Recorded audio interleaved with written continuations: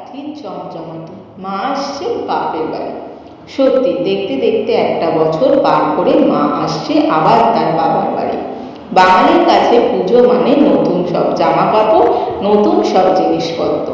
তাই moms corner group নিয়ে চলে এসছে একটি অনলাইন এক্সিবিশন, যেটি চলবে আগস্টের 30 তারিখ থেকে অক্টোবরের 5 তারিখ অবধি। এই এক মাস ধরে আমাদের এই অনলাইন এক্সিবিশনটি চলবে।